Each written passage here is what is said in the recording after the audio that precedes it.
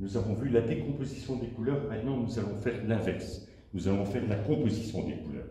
Donc vous voyez ce disque en fait où on a peint différentes couleurs. Ici vous avez le quartier en jaune, puis ici une nuance de vert, ici une espèce de violet, du rose et ainsi de suite.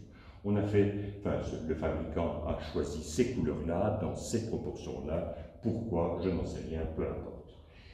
J'attire votre attention sur le fait que vous voyez clairement la frontière entre, par exemple, ici le jaune et le vert. Mais que se passe-t-il dès que je fais tourner ce disque? Je vais y aller très lentement. C'est déjà trop vite. Voilà.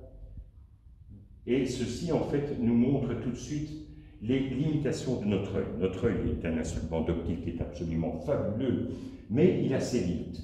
Et son gros défaut, c'est justement sa lenteur. Et c'est là-dessus, d'ailleurs, qu'est basé le cinéma. Quand vous regardez un film dans lequel vous voyez une voiture qui parcourt tout l'écran, en fait, la télévision marche en 25, et les films aussi, en 25 images par seconde. Ça veut dire en fait que dans votre film, la voiture a été là, puis elle était là, puis elle était là, mais jamais entre les deux. Or, quand vous regardez ces images à un rythme de 25 images par seconde, vous avez l'impression que, effectivement, la voiture a occupé toutes les positions sur l'écran.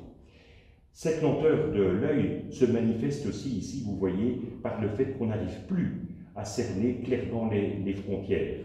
Vous voyez encore très bien, par exemple, la tranche jaune, qui est en train de tourner, mais essayez de fixer votre attention sur les frontières deviennent floues. Que se passe-t-il maintenant si j'augmente encore la vitesse? Là, les couleurs commencent à se mélanger. Vous voyez encore du jaune, mais ça devient de plus en plus difficile. Et si je fais tourner ce disque encore plus vite, vous avez maintenant une couleur complètement unie. Vous avez ici une nuance de beige. Alors que, regardez bien la couleur, je vais arrêter le disque. Cette couleur n'apparaît absolument pas sur les tranches de ce disque. Donc ceci en fait montre la composition des couleurs, que nous verrons aussi quand nous parlerons justement des couleurs fondamentales.